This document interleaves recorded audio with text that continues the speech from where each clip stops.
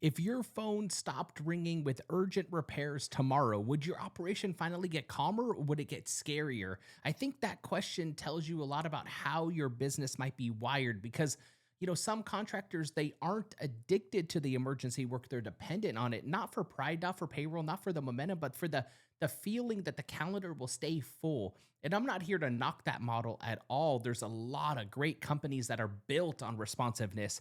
Just that the point is that multifamily runs on a different operating system. And if you treat it just like any other customer type or vertical, you might miss the structural advantage that makes it worth pursuing. So today I want to share with you, that change on how multifamily works for you guys. This isn't a sales tactic. It's not a new estimating trick. It's a shift from the chaos calls to the budget cycles. And when that shift clicks, the opportunity becomes less about more jobs and more projects and more about the predictability that you can build around. From the outside, multifamily can look like the same work, just bigger, more unit counts, a bigger roof. A repair is a repair. So when contractors step in thinking that way, that we already do this, and a lot do it in ways in that sense, the work is not difference.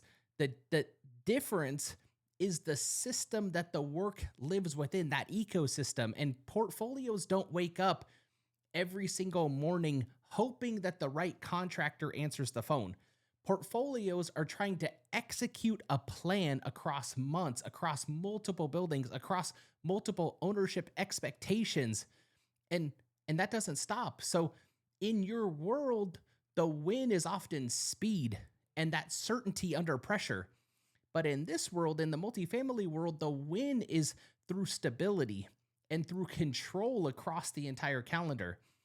Those two worlds can definitely work together really well, but when the contractor fully understands the rhythm that they're stepping into, it really starts to make sense.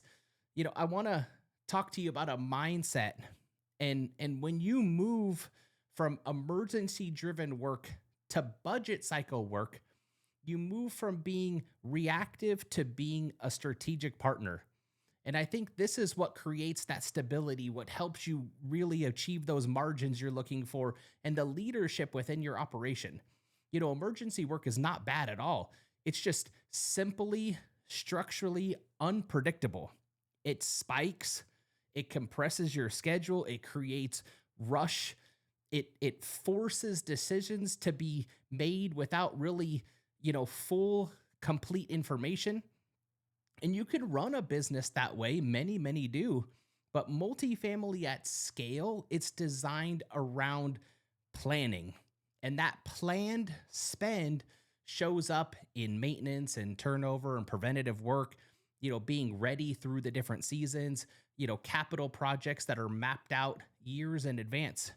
Even when somebody breaks today, that decision around what got broken is usually connected to a bigger picture inside of somebody's head. And if you can become the contractor who fits into that planning rhythm, you begin to unlock a different kind of predictability. It's not perfection, but predictability. And within that predictability, there's oxygen for that growing contractor. I want to look at, two different dynamics here, and I'm not judging one or the other, but, transactional work is a lot of what most contractors know. They show up unexpectedly. It's urgent. The scope could be unclear. That customer wants speed. They want certainty. You price it fast. You mobilize, you solve the problem, and then you move on. That model can build a strong business, but it also can put your business into a constant sprint. And if you've ever felt like you're just always busy, but rarely ahead, then you know what I'm talking about. And the portfolio work, it's different. In multifamily, especially at scale, the customer isn't thinking about jobs. They're thinking in unit turns that stack up in certain months. They're thinking about seasonal cycles that hit at the same time every single year. And they're thinking that the inspection, it's going to come because there's a deadline. They're also thinking that the reserve planning for capital expenditure that has to make sense to the ownership. So when you talk to the decision makers, when you're talking about a repair, you're talking about the execution against a calendar. You're talking about the ability to deliver consistent outcomes without drama. And in transactional work, you win by being sometimes that fastest guy to respond. But in portfolio, you win by being the most reliable inside of that system. And the difference is where that advantage begins to live. And in multifamily, your product isn't necessarily just the repair, your product is operational relief. It's not marketing language, it's just the way that I think about it. And I think that's the real job here is a property manager is not one that's managing one roof or one building. They're managing the residents, they're managing the ownership, the vendors. They got to manage compliance, they got to look at budgets, but they got to do this with pressure all at the same time. And they're trying to reduce those surprises. They're trying to prevent late nights for themselves. They're trying to keep small problems from becoming big problems. So the contractor who understands this is not always the one that can do the hardest fix. It's the one who reduces that uncertainty, the one that shows up in a clear scope. It shows up in predictable timelines. It shows up with proactive updates. It shows up in documentation without being asked. It shows up in zero surprises. And if your company has built a reputation on being heroic, multifamily asks you to graduate from being a hero to an operator. Same competence, just different expression, right? Some contractors, they hear the word budget and they think that that's a barrier. They think slow, they think long approval processes, they think price shopping. And sometimes those things are true in a narrow moment. But if you can zoom out and allow the budgets to become something else, budgets help you become and looking at a map. And I think that map tells you what categories of work are already planned. That map tells you when the spend typically will happen. And that map tells you what the property management team is measured on. That map tells you what the ownership expects to see. And when you operate inside of that map and you stop fighting the randomness and you start participating in the planning, that is a different lane. Let's look at you having the ability to forecast the labor demand instead of guessing. It lets you smooth the schedule instead of just feeling like you're constantly having whiplash. It lets you plan for materials, plan for crews, fewer rush jobs. It lets you build repeatable scopes instead of reinventing the wheel every single time. This isn't just operational efficiency, it's leadership at a new level, and leadership making decisions that reduce chaos, not just surviving it. The budget cycle is not just a purchasing process, it's a trust process. And when a property management team lays out a plan over 12 months, they aren't quietly asking, who do we trust that can help us execute this? They're not only just asking who can do this one job.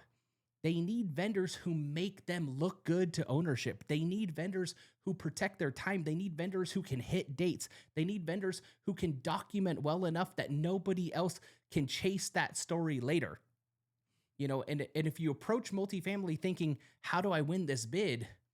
You'll always feel like you're being compared. But if you approach multifamily thinking that, how do I become the vendor that they build the plan around? That I think that you can start feeling like you're the one that's being relied on. And I think that shift changes the conversation from pricing to predictability. It changes the relationship from being transactional to operational. And a lot of contractors assume that the multifamily game is mainly about getting in the door. They assume it's about meeting the right person, sending the right email, finding the right portfolio, saying the right thing. Getting in the door matters, but staying in the building is the real opportunity. Multifamily is not impressed by a good first job. Multifamily is relieved by a consistent vendor. This is where leadership really shows up. And if your business is built around other people's emergencies, your revenue is tied to their chaos. Again, it's not wrong, it's just unstable. That budget cycle offers a chance to anchor part of your revenue to someone else's planning. That changes how you sleep, it changes how you hire, it changes how you grow and scale. It also changes the kind of culture that you can build your company within. This is why I call that the leadership move, because it forces you to build a business that can perform consistently, even when nobody's on fire. When you talk to portfolios, I think the language begins to shift. You'll hear questions that sound different than any other typical job-based conversation because they'll want to know your communication, what it looks like, right? They want to know how you're going to handle documentation when an ownership asks for proof. They'll want to know how you control change orders so the budget doesn't get blown up. They'll want to know how you schedule so that the team isn't constantly rearranging their day just for you. And if you know how to answer those questions like a real job, you're going to feel like you're not getting squeezed all the time. And if you answer them like an operator, you're going to feel that trust being built. This isn't about becoming corporate. This is about becoming clear. I think there's a lot of blue collar companies that can run clean systems. In fact, the best ones usually do. And inside of multifamily, reliability is a form, right, of pricing power. And when you can hit dates, when you can communicate cleanly, when you can reduce that mental load, you're not just another number in a bid stack. You become the person that reduces risk. And when you reduce risk for somebody who's accountable to ownership, you become valuable in a completely different way. That does not mean that you charge whatever you want, whenever you want. It just means that your price is judged in context. It means that you're compared on outcomes, not just line items. It means the conversation starts to include stability and execution, not just cost. And I think that is a structural advantage that a lot of contractors don't fully consider.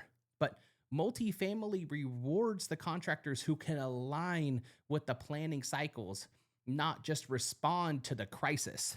And if you want to move towards multifamily predictability, that first shift has to be internal. It starts with your own operation before it starts inside of their portfolio. And when you begin to look at what repeats over and over again, you can begin to standardize the work that shows up every single month. You begin to tighten your communication so nothing falls through the cracks. You begin to notice where, leaks are happening within your margins because you're rushing. And you begin to look at capacity over a 12-month view, not week by week. And you don't have to scramble anymore. And when you do that, you start speaking the language of portfolio naturally. You start planning, you start talking about cycles, you start talking about documentation, you talk about execution against the calendar. And you could talk about what it's like and what it is to be able to take something off of their plate. But the best part is you don't have to burn down your current model to do this. You can just transition without turning your business upside down, shaking it all over the place. You can keep serving your existing customers. You can keep doing urgent work where it makes sense. You can also build a lane that is a lot calmer and more predictable. And over time, that lane can become the backbone of your schedule, not just because it's easier, but because it's planned. Let me see if I can close out with this. Multifamily is not a magic door. It's not an instant scale. It's not a shortcut. It is simply a different operating system within, a structure that can have an advantage if it's built within that. And I think that advantage is the chance for you to be able to anchor your operation and have predictable planning instead of just constant reactive emergencies. And I think that shift will change more than your schedule. It will change your identity as a leader because the goal is not just bigger for the sake of being bigger. The goal is to build a business that can grow without constantly asking your team to survive. And if you felt that pull towards stability, pay attention. Yeah, it's not you going soft, it's that you're leveling up. And over a 12-month budget cycle, when you learn to align with it, it might be one of the cleanest paths for you to be able to get there.